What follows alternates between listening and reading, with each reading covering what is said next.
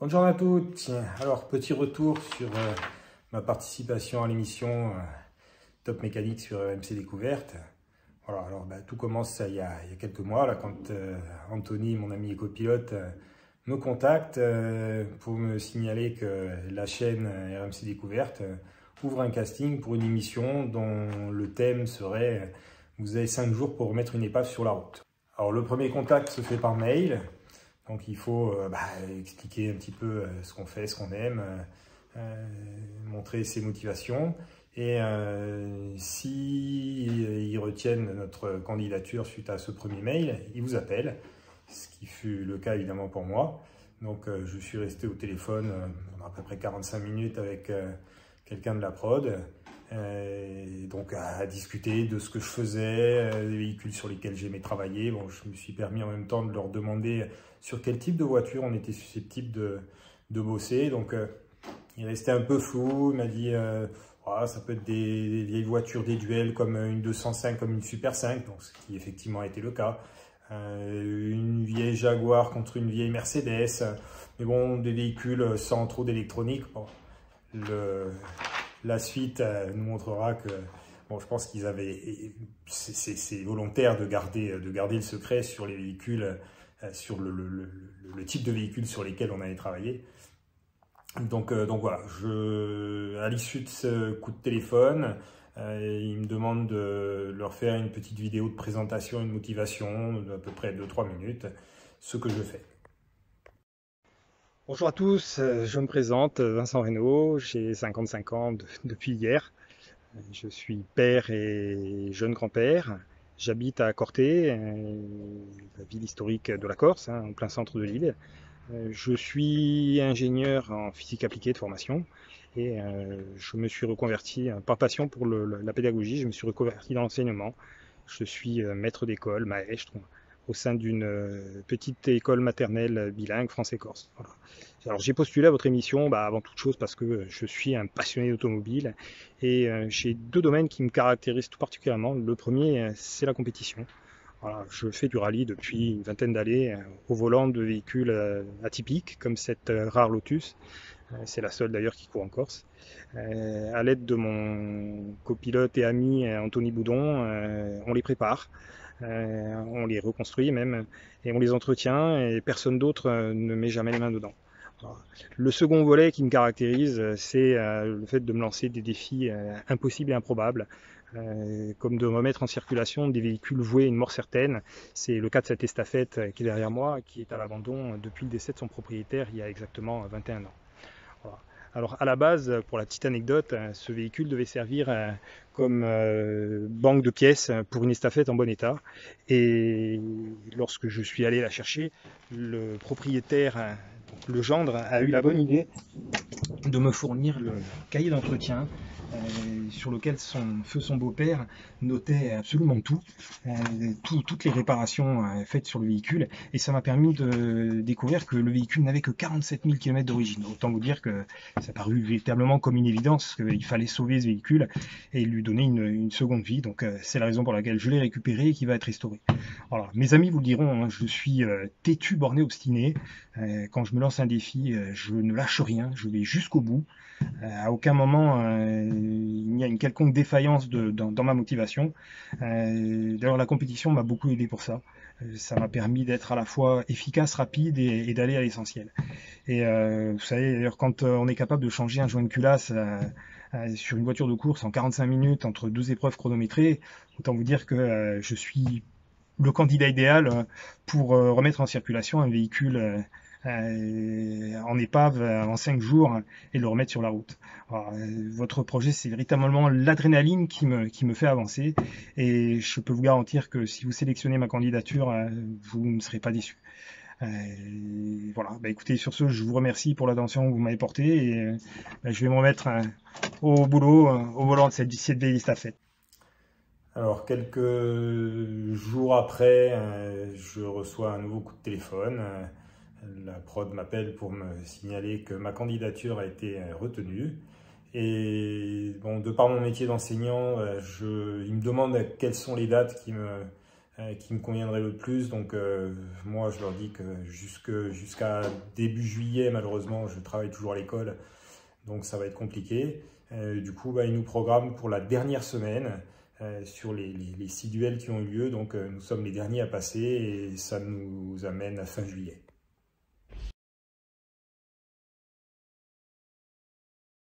Alors, je rencontre Stéphane la veille du tournage à l'hôtel. Ça match de suite entre nous. On a sensiblement le même âge. On a la même passion pour le rallye, lui en tant que professionnel et moi en tant qu'amateur. On se trouve des amis communs dans la vraie vie. Ensuite, 97 amis virtuels sur Facebook. Bon, tout ça, bien entendu, des gens du rallye. Et donc, du coup, bon, je suis très très content d'être face à lui dans cette aventure. Voilà, donc on est le lundi matin, nous arrivons à Carico, l'équipe de tournage nous accueille chaleureusement, Olivier est déjà en place et là on nous explique le principe de l'émission. On met à notre disposition 2 véhicules prévus pour la démolition et on a 5 jours pour les remettre sur la route.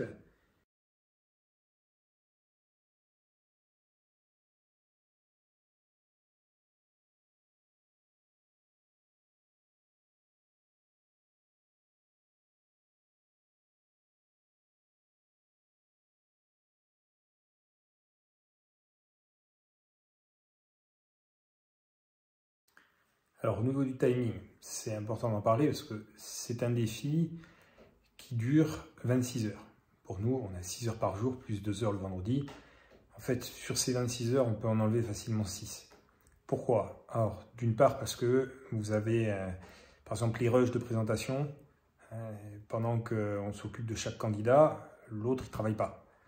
Ensuite, vous avez des prises de vue qui sont refaites sous différents angles. Donc, chaque fois, il faut s'interrompre, reprendre, refaire la même opération.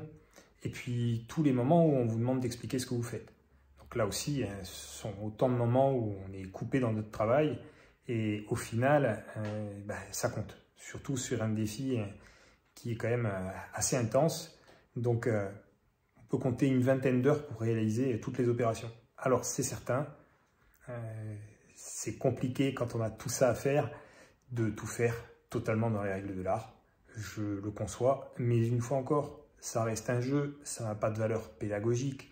On n'est pas là pour montrer comment il faut faire, on est là pour montrer notre capacité à faire en un temps imparti, à remettre un véhicule sur la route. Un véhicule dont on sait qu'il va rouler 1 heure et qu'au bout d'1 heure, il va retourner à la casse et il va être redémantelé. Donc c'est ça que les gens doivent bien avoir à l'esprit.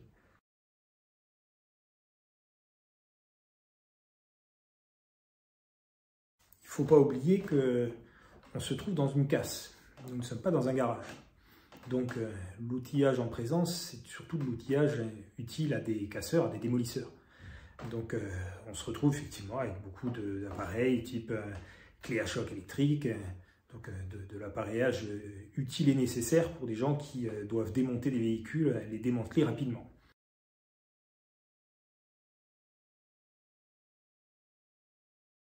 On s'est adapté aussi avec les outils et les moyens que nous avions. Et je pense aussi que c'est ce qui a donné du piment au challenge. Le fait de devoir se débrouiller, comme on a pu le voir avec la chèvre détournée de son utilisation première. Et sincèrement, ça a rendu le défi haletant. Alors, la rencontre avec Olivier, c'est un moment fort de cette émission pour nous. Quand on se rend compte que mon longeron est tordu et qu'il me propose de détourner l'utilisation d'une chèvre pour en faire un marbre, sincèrement, moi, je n'avais pas du tout pensé à cette solution-là. C'est là qu'on voit que le type, il a du métier, qu'il a une sacrée expérience. On se rend compte aussi que c'est quelqu'un qui drive des équipes. Il joue beaucoup sur la sécurité. Quand je tire mon longeron, à un moment donné, on le voit qui intervient pour fixer une chaîne, pour éviter qu'en cas de casse, la mienne ne parte dans tous les sens. Il y a un autre passage, quand je découpe la traverse sur la donneuse, on est à 4 mètres à peu près, 4-5 mètres de la machine qu'a utilisé Stéphane pour vidanger son réservoir. Et de suite, pendant que je suis à peine j'ai commencé à découper, de suite Olivier arrive avec un extincteur. Et c'est vrai que une fois qu'il est là, on se dit mais c'est d'une logique implacable, et pourtant spontanément ça ne nous est pas venu. Donc très très belle rencontre. Après, moi ce que j'ai tout particulièrement apprécié, c'est que à partir du 3e jour, donc à partir du moment où on redresse la joue d'aile avec la chèvre, il a tombé sa casquette de coach, et on a eu l'impression avec Stéphane d'être entre 3 potes qui faisaient de la mécanique ensemble. Et sincèrement, ce sont des moments inoubliables, indéniablement, et très très forts.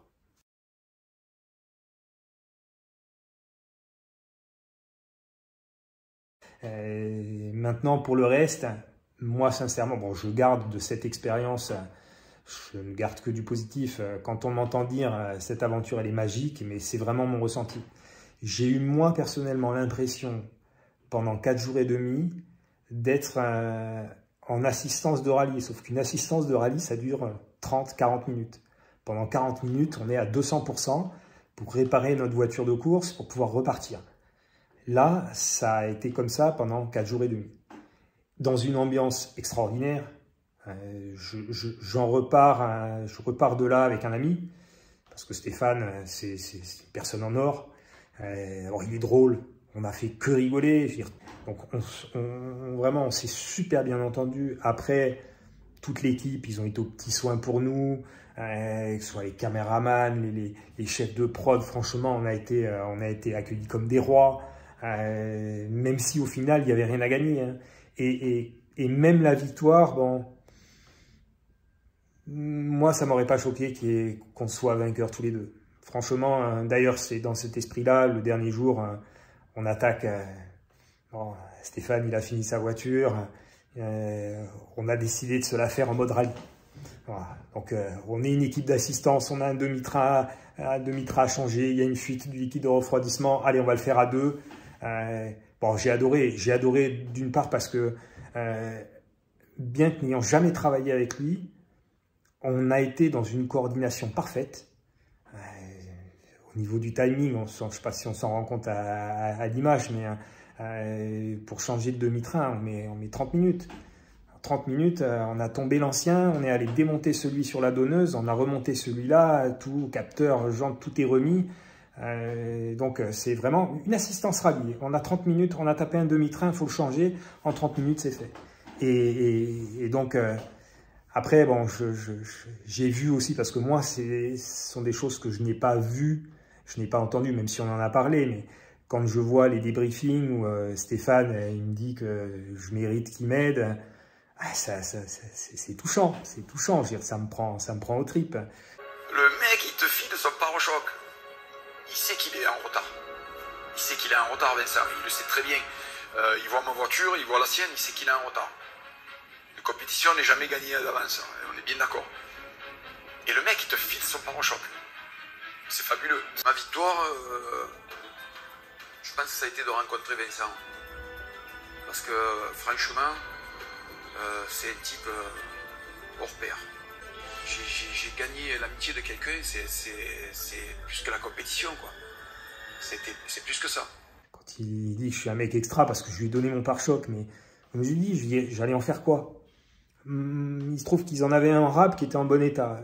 J'allais le regarder parce qu'on était en concurrence, j'allais le laisser s'emmerder à réparer le sien. On ne le voit pas à l'image, mais tout le bas était cassé, c'est du plastique, donc même avec du mastic, ça allait pas être beau, ça allait pas être bien. Il allait passer du temps là-dessus, donc ça m'a paru mais tellement normal de lui donner mon pare-choc. On a fait cette émission, c'est effectivement un duel, mais c'est un duel solidaire entre deux gars qui sont appréciés, qui se sont déjà revus depuis la fin de l'émission, puisque j'ai eu la chance d'avoir Stéphane chez nous en Corse pour le rallye de Corté. Et puis bon, on a prévu de se revoir bientôt.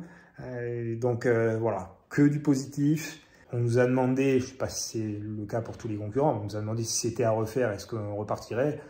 Moi, je dis franchement oui. Une expérience comme celle-ci, on a déjà la chance de la vivre une fois. Si on peut la vivre une seconde, c'est encore mieux. Voilà, j'en ai terminé avec mon débriefing de fin de participation à l'émission. Bon, j'espère que vous verrez ça désormais d'un œil différent. Voilà, on va revenir très prochainement. On va revenir à nos fondamentaux, enfin les fondamentaux de ma chaîne. Je vous réserve, je pense, une belle surprise. Ça en a été une pour moi. En tout cas, c'est quelque chose que je n'avais jusqu'à présent jamais fait. Donc voilà, je suis en train de préparer tout ça et normalement d'ici une petite dizaine, quinzaine de jours, ça devrait être en ligne. Allez, je vous remercie à tous.